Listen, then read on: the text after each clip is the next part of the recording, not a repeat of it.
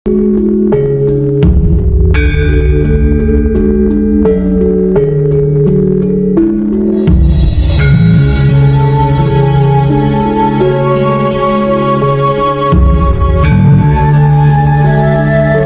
balik kalimat manunggaling kawula Gusti, jangan berselimut dengan kata tidak selembar daun pun yang jatuh ke bumi tanpa kehendak Tuhan.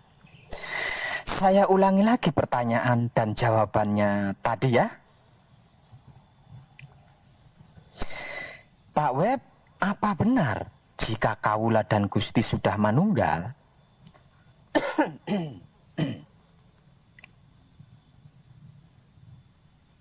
Manusia akan terbebas dari hukum?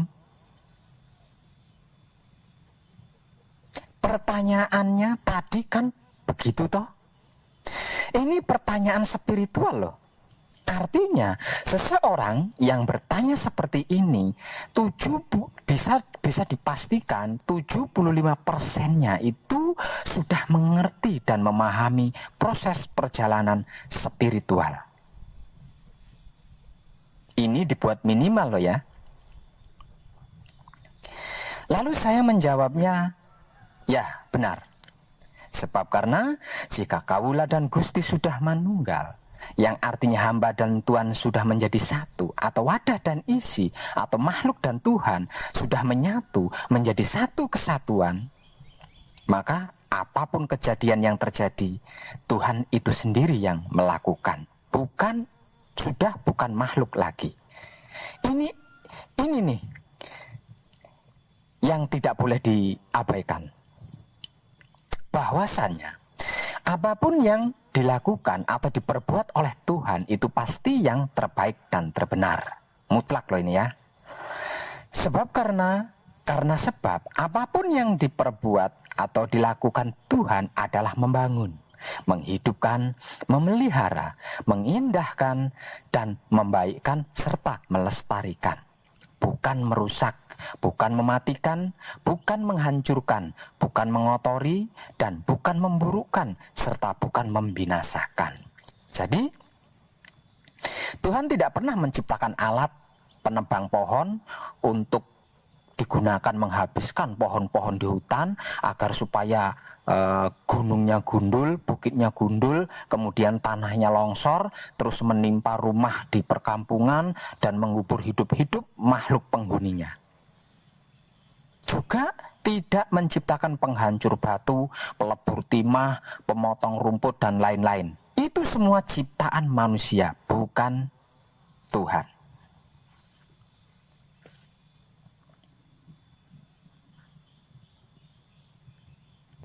Jadi, jangan bersembunyi di balik kalimat manunggaling kawula Gusti.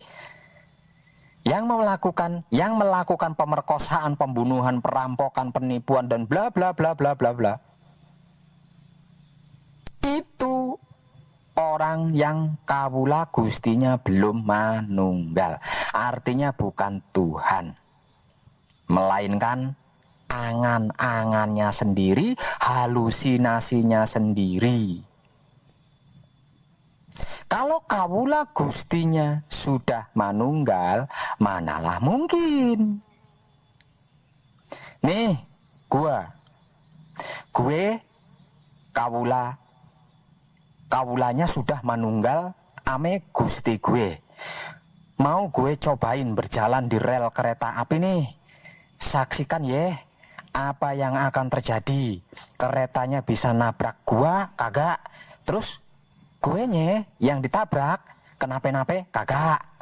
Bukan seperti itu dan tidak seperti itu jika kawula Gustinya seseorang sudah manunggal. Jadi jangan kau jadikan tameng untuk modus ya. Macam mana pula kau itu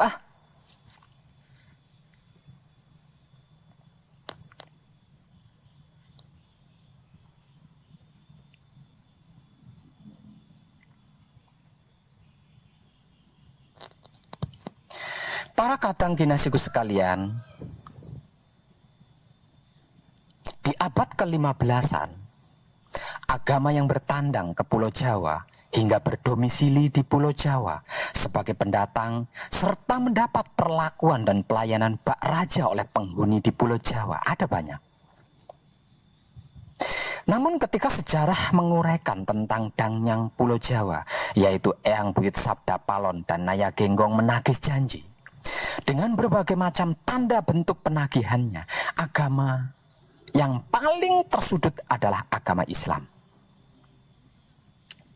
Dengan terjadinya perselisihan, pertengkaran, pertikaian, salin hujat, salin hina, salin bully, hingga terbawa ke ujung permasalahan salin membunuh antar sesama umat beragama Islam, dan masih banyak lagi kejadian-kejadian yang jauh dari makna kata Islam hingga akhirnya hancur. Agama Islam ditegaskan akan hancur di Pulau Jawa dan digantikan dengan agama Budi.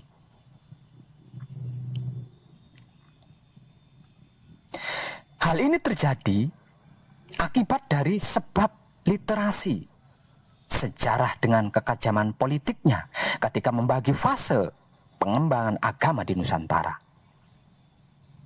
di mana pada waktu itu Islam baru menguasai Nusantara setelah berdirinya kerajaan Demak Bintara, setelah menghancurkan kerajaan Majapahit. Kerajaan Majapahit yang pada masa itu sebagai kerajaan pemersatu Nusantara juga merupakan pengayom dan pelindung semua agama-agama yang sedang bertamu di Nusantara menemui titik terendahnya yang kemudian hancur dan lenyap. Dengan kejadian tersebut, agama Islam didakwa sebagai imperialis baru Nusantara pada abad ke-15. Jadi, tidak dan bukan suatu hal yang aneh dan mengherankan jika kemunculan tuntutan Dangnyang Jawa, yaitu Eyang Buyut Sabda Palon Naya Genggong, yang secara perlahan-lahan menghancurkan agama Islam.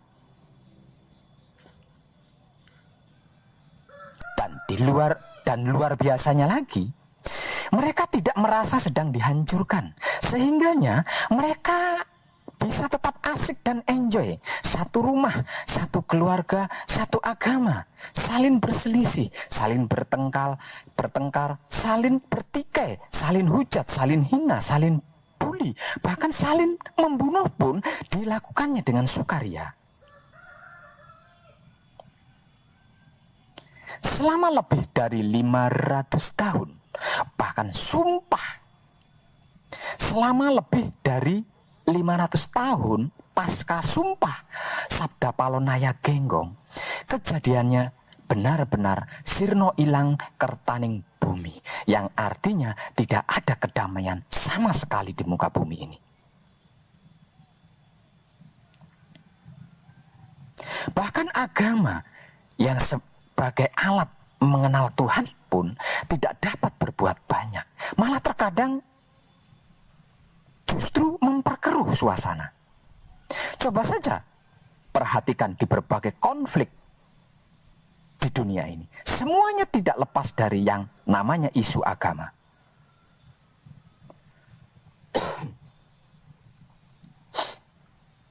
Bahkan ada banyak yang merasakan kehidupan di negara muslim terbesar di dunia ini mengalami konflik di satu ranjang, satu tempat tidur, yaitu Islam versus Islam.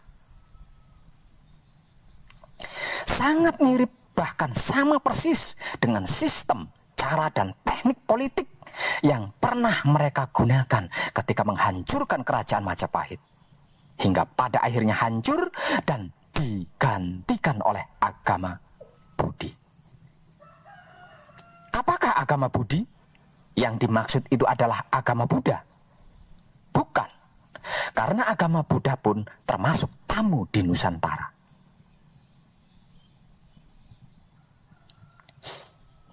Setelah berhasil berkuasa dan menguasai Nusantara, agama Islam tidak lebih dari hanya sebuah dogma saja. Tentu ini juga sangat mungkin terjadi pada agama-agama lainnya pula. Agama hanya dijadikan oleh para manusia-manusia kuat dan pintar sebagai alat untuk meraih kepuasan dan kekuasaan dunia. Sedangkan orang-orang yang lemah dan bodoh dijadikan sebagai korbannya. bahkan kedibalnya. Namun yang perlu kita ketahui bersama, titik pentingnya adalah tentang hancur. Hancur yang dimaksud oleh Eyang Buyut Sabda Palon Naya Genggong bukanlah hancur punah tak bersisa, karena leluhur kita bukanlah makhluk kejam yang tidak berperi kemanusiaan seperti manusia-manusia pada umumnya yang mengaku ahli agama.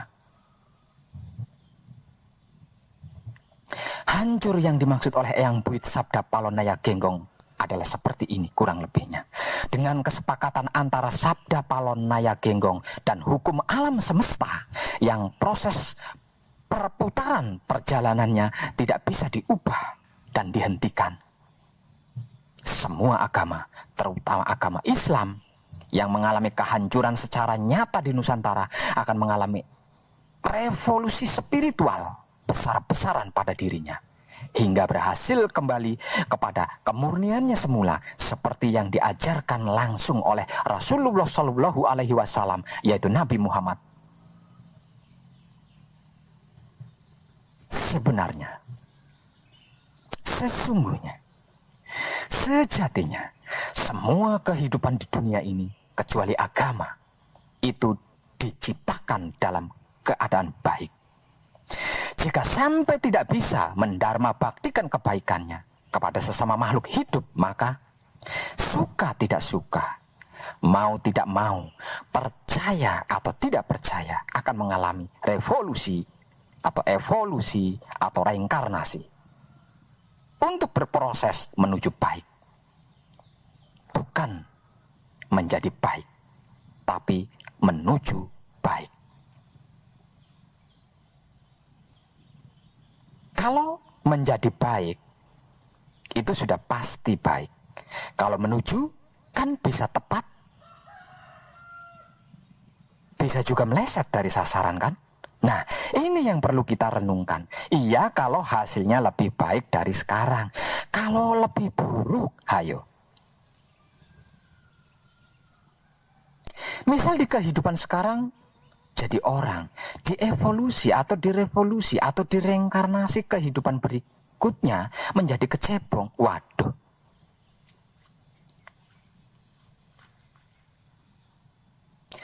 Tapi Pak Web mengatakan kecuali agama, semuanya akan mengalami evolusi atau revolusi atau reinkarnasi. Maksudnya kalau agama tidak mengalami evolusi atau reinkarnasi, gitu ya Pak? Ya, karena agama bukanlah kehidupan, melainkan alat untuk bertuhan. Tapi tidak kali ini. Ini karena disebabkan oleh manusia si penganut agama itu sendiri, yang secara tidak langsung meminta untuk dievolusi, untuk direvolusi, atau untuk direinkarnasikan.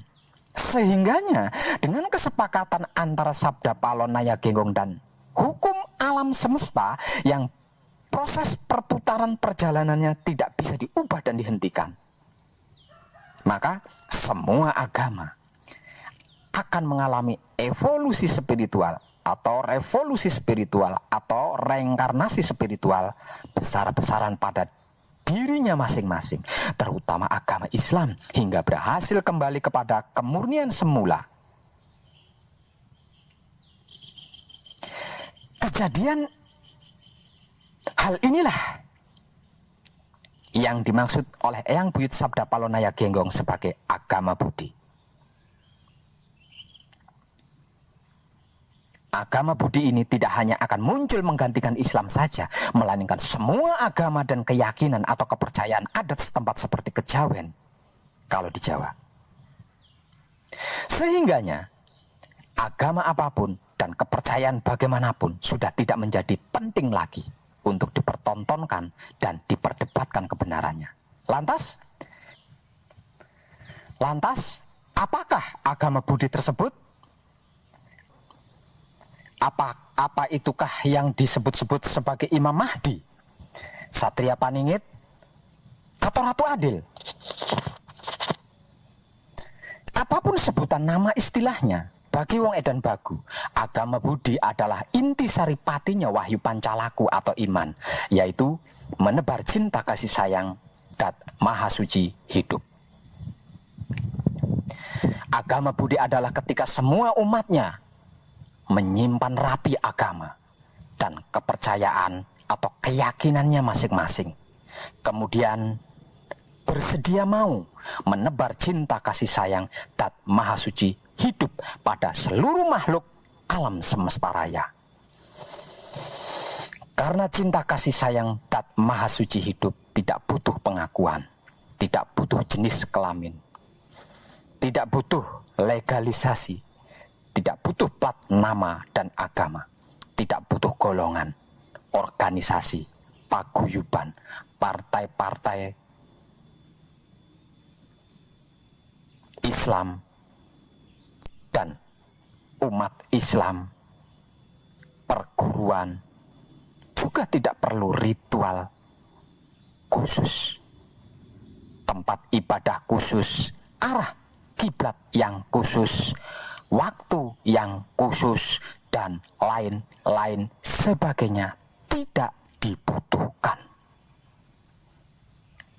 Sebab karena cinta kasih sayang dat maha suci hidup adalah puncak inti sari pati klimaknya seluruh kehidupan di dunia ini hingga akhirat jika itu ada.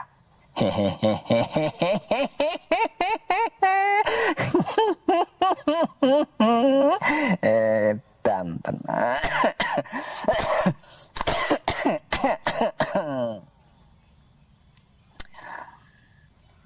Sadar akan kesadaran hidupnya yang kalau diibaratkan itu bagaikan oksigen dari maha suci yang diinfuskan tanpa henti di sekujur badan, di sepanjang kehidupannya. Itu dia. Tercerahkanlah panjenengan semuanya. Dan salam setuhan, penuh cinta kasih sayang dari dalam lubuk hati saya wong edan bagu yang paling dalam. Selamat, selamat, selamat. Rahayu, rahayu, rahayu, damai, damai, tentram. Saya wong edan bagu ngaturaken sugeng rahayu lir ing sambikala amanggih Yuwana pinayungan mring ingkang maha suci. Basuki Yuwana Teguh Rahayu selamat. Berkah selalu untuk semuanya tanpa terkecuali, terutama para sedulur, khususnya para kadang konto dan kanti anom saya yang senantiasa direstui yang dat maha suci hidup. Om Santi Santi Santi Om. Wassalamualaikum warahmatullahi wabarakatuh. Terima kasih, terima kasih, terima kasih dan salam kebajikan. I love you.